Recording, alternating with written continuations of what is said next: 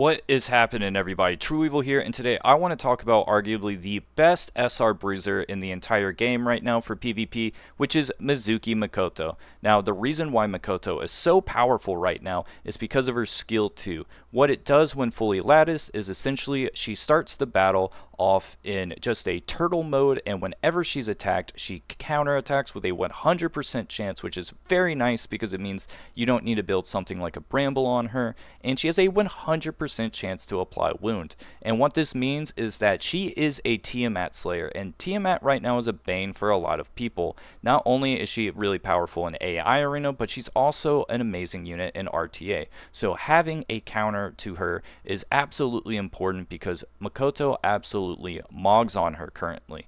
And not only does she apply wound, but her skill 1 has a chance to dispel buffs. When fully latticed, it's 50%.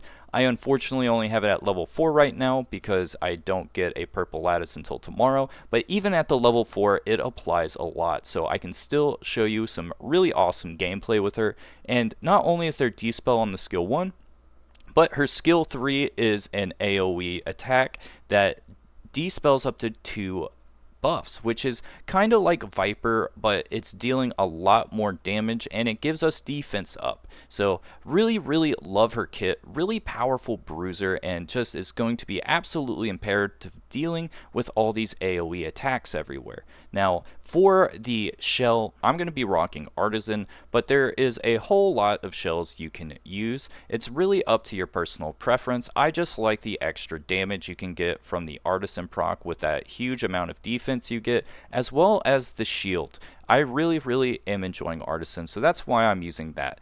And for the passive effects, I think Crystal Wall is arguably the best because it gives you that survivability and a whole lot of extra damage. And then Assault are the green version of it to get that extra final damage. And then for the middle passive effect, it's going to depend on how your stats are. If you need more crit rate, go with the crit rate. If you need more crit damage, go with the crit damage. It's really up to where your modules are, and well, do you really want to reroll if you get one of those two? So that's how I'm going to be building the passive effects. So without further ado, let's go into the matches and see how she does right now. So in the first fight, we're going to really showcase Makoto against the Tiamat. This is really important because this is sort of what she is for. She is that Tiamat killer in the bruiser mirror. And right now, as you can see, my opponent has the two most popular bruisers right now, which is Holden. Holden is probably just the best DPS in the game right now, if I'm being honest, from his buff, as well as Tiamat, who is the absolute menace. So here we get the first AoE attack, and you're going to see that counterattack. Boom! Sometimes you can dispel the shield, which is really nice, but didn't get there. And as you can see, they are trying to absolutely mog on our Rahu, and our Rahu is just taking it like a man. You might think it's a lot of damage seeing that, but in the bruiser mirrors, usually there's no way for them to absolutely kill him off the roll. So the two healers that you're going to get are going to really just get him back up. And once we get this Moonlit Veil like right here, he's not really going to take that much damage. So it's perfectly fine for him not to have Bloodbath, even though virtually everyone else is going to have Bloodbath. And as you can see with that Lily, there is a White Fang on it, so we have to just go for that.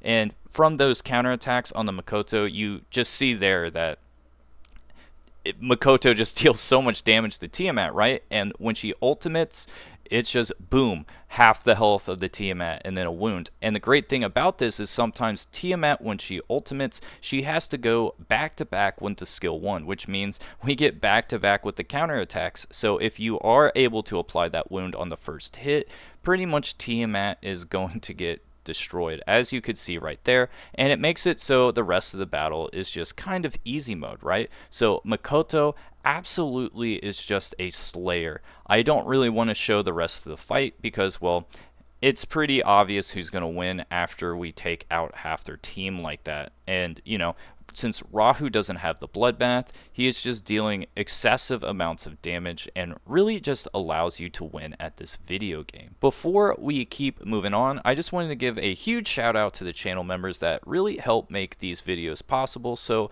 I just wanted to let you know I appreciate you. So without further ado, let's go on to some more gameplay.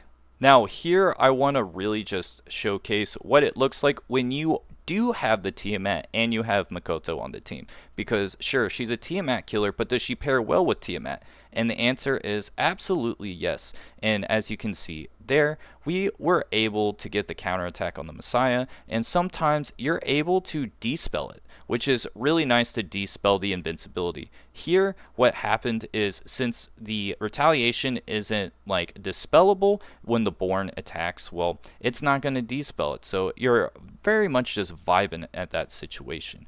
And really, because of this here, we're going to get that invincibility away from the Messiah. And just being able to strip all of the buffs away is very, very nice. And as you can see, boom, another hit, and we're able to wound them.